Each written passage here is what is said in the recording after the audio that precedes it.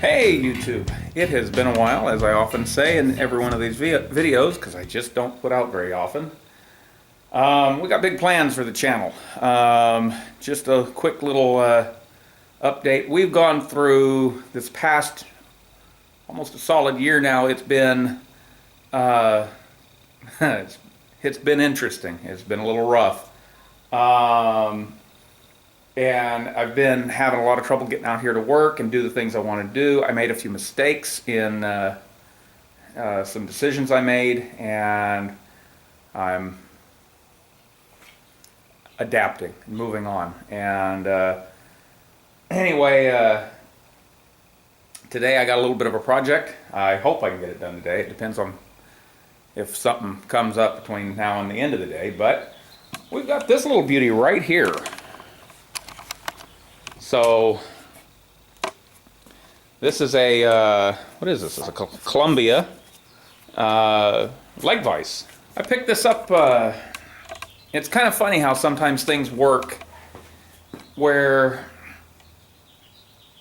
you make a decision, I need something or I want something, and you say, well, I never see them. I don't want to pay a lot of money or anything. I got this sometime last year. And what it was is I was setting up and I was doing more work out here in the forge, and I was like, you know, I need a leg vise. I need other than my Wilton, my machinist vise here on my welding table, I need a proper leg vise, something that's more, can take a different kind of pounding. And I did a search on the marketplace, on the Facebook marketplace, and it came up as an oil field vise, and I've never heard it called that. I've never seen that. It was new to me, but it's in actually really, really good condition. The jaws are a little bit out of alignment. It's like somebody they really clamped down on something on one side, so it twisted one of the jaws a little bit, the alignment. But basically, we're just going to clean it and make sure it works and realign that, put a little bit of a finish on it. The handle's bent. We'll see if we can straighten that. So yeah, that's what we're doing. And let's get started.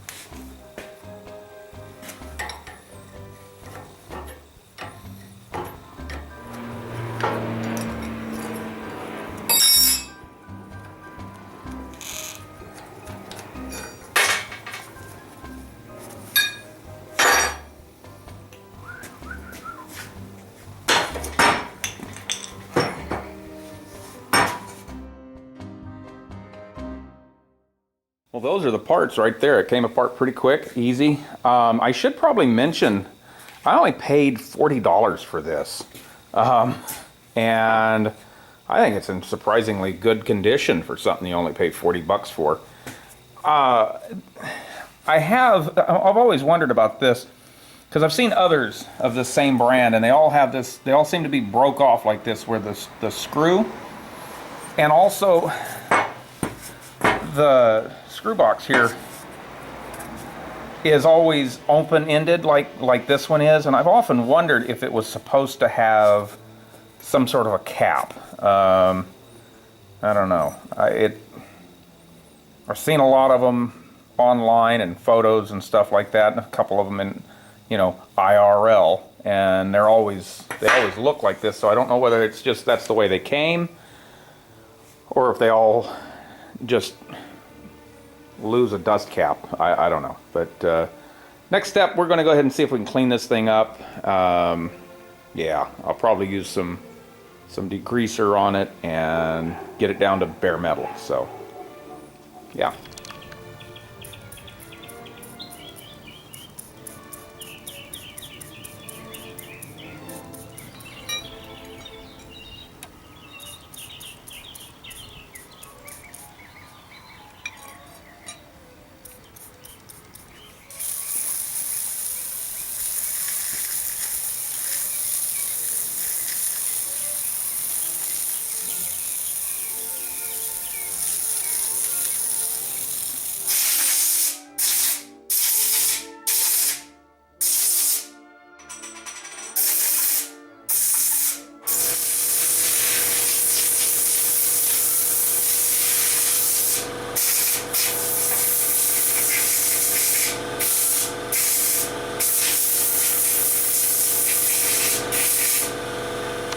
Okay, well, we got the bulk of the grease and grime off of this.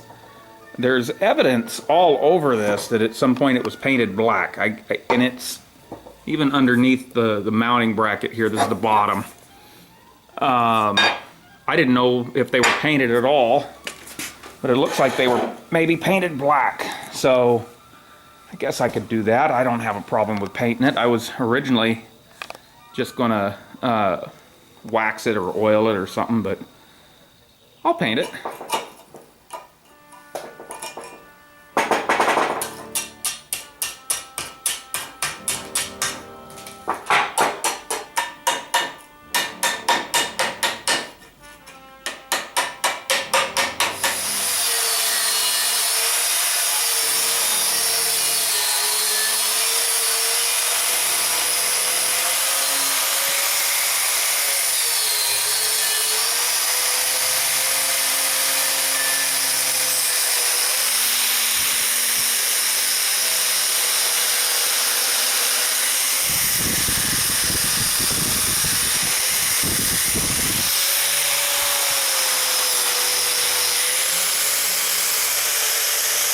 Alright, I've been trying to figure out exactly where this thing's been bent, that, you know, it's got my misalignment on the jaws, and I think it's in this movable jaw, and you can see that little bit of a gap. This is, it's not that this should be square, but this is the tab that where the pivot is, and you can see that it's a little bit leaning that direction. And it's not that it should be 90 degrees to this table, but that just happens to be the direction that it's out compared to the jaw surface here is, so yeah, they're a little bit askewed from each other. So I've got a couple ways I could probably do this. I probably could, it's conceivable that I could probably straighten that cold. My suspicion is, though, that this is, well, I already know it is. It's very tough stuff. This, whatever the steel is that they used for this, is pretty durable, pretty tough, and I have a feeling it would probably not be the easiest task to do it cold. So what we're going to do is I'm going to assemble it here, and then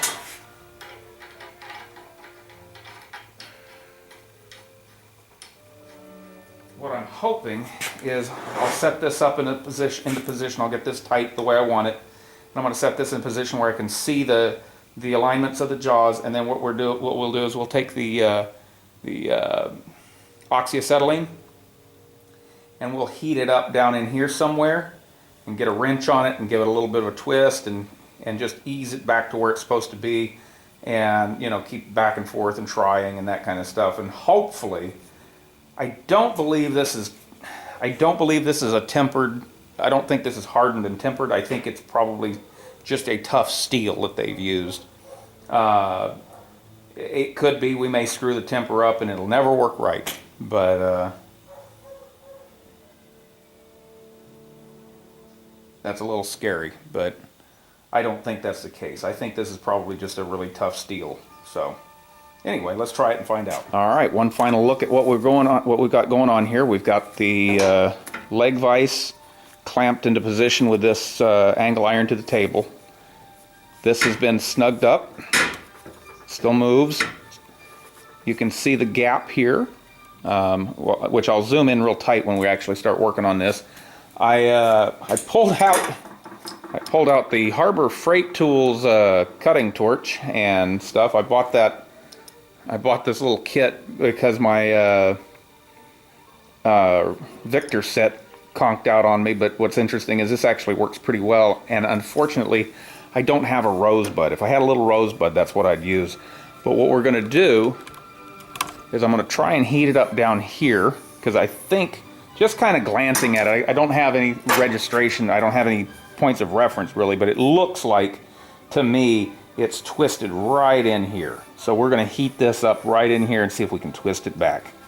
And I've got a big pair of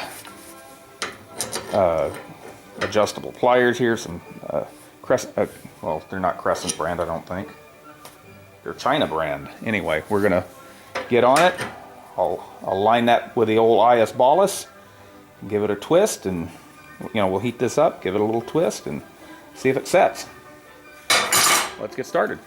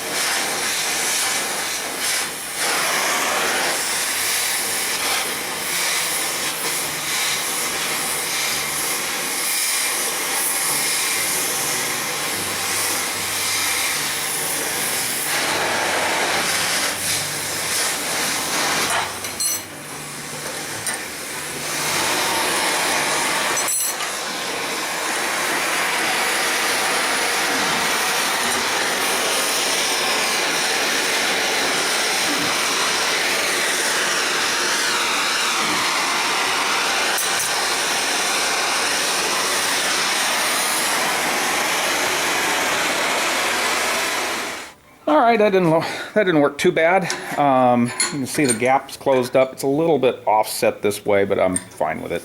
It's it's not a finely crafted bit of machinery. So next step, we're going to keep cleaning other parts on here. I'm going to see about straightening the handle. I think I can just do that cold on the anvil. So or in the vise, I don't know, but got to straighten it. I don't know if you can see that, but yeah, it's nice and funhouse mirror. So, all right.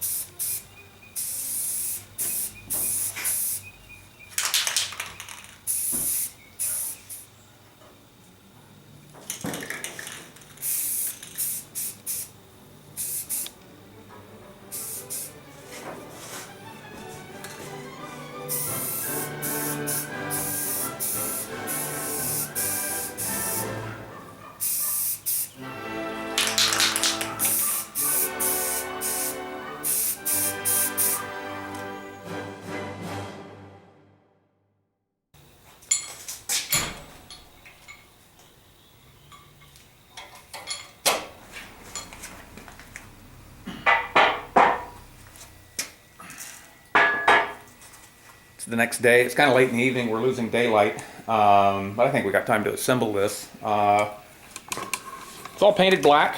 I'm not sure I'm real thrilled with having painted it black. I probably wouldn't do that again. And there's some surfaces I probably shouldn't have painted. I shouldn't have painted these. I probably shouldn't have painted the tops. You know, the tops of these jaws, and probably shouldn't have painted this and whatever. But anyway, it's just fine. I don't care if it's that pretty. It's just, I think I probably would have liked it better if it had just left it metal and just waxed it. So let's go ahead and put it back together.